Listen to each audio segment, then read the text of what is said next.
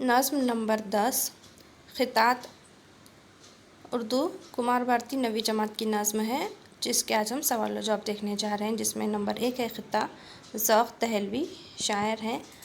Number 1 ہے سوال، خطے میں تو سے مراد ڈیش ہے، سامع شاعر پڑھنے والا یا پڑھانے والا؟ تو جواب ہے خطے میں تو سے مراد ہے شاعر۔ اگلا سوال ہے شاعر کی نصیحت کو اپنے الفاظ میں بیان کیجیے۔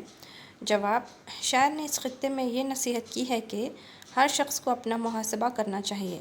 اگر کوئی اس کی برائی کی طرف انگلی اٹھاتا ہے تو بجائے برا ماننے کے اس کی برائی کو دور کرنا چاہیے، اس برائی کو دور کرنا چاہیے۔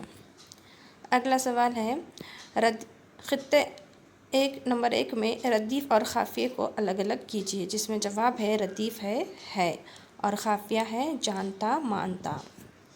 یہاں پر خطہ نمبر 2 کے بھی سوال و جواب موجود ہیں، جس کے شاعر ہیں وحید الدین سلیم۔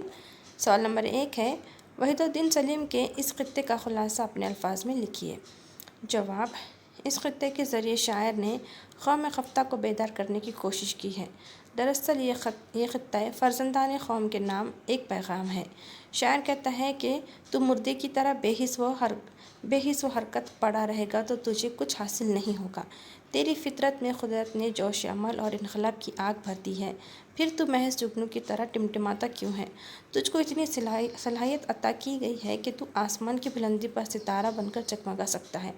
تو ایسی خاک بن جو سونے کے ذرات کو پگھلا دے، ایسا پتھر بن جس سے لال ناب نکلتے ہیں، چڑیوں کی طرح زمین پر بکھرے ہوئے دانے چگنے کی بجائے عقاب بن کر آسمان کی بلندیوں میں پرواز کر جا اور چٹانوں کی دراڑوں میں پوشیدہ رزق تلاش کر۔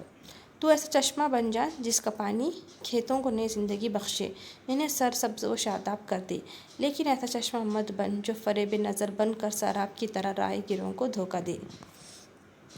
اگلا سوال ہے اس میں شب تاب اوج فلک لالہ ناب اور صورت سراب کی طرح ایک اور ترکیب موجود ہے، اسے تلاش کر کے لکھیے۔ تو جواب ہے ترکیب کرمک شب تاب۔ تو آج ہم نے یہ خطہ نمبر 1 اور خطہ نمبر 2 کے سوال و جواب دیکھے مکمل ہوئے، تو ہم اپنے اگلے ویڈیو میں اگلے خطات نمبر 3 نمبر 4 اور نمبر 5 کے سوال و جواب دیکھیں گے۔ تو ہمارے چینل کو سبسکرائب کریں، ویڈیو کو شیئر اور لائک کریں۔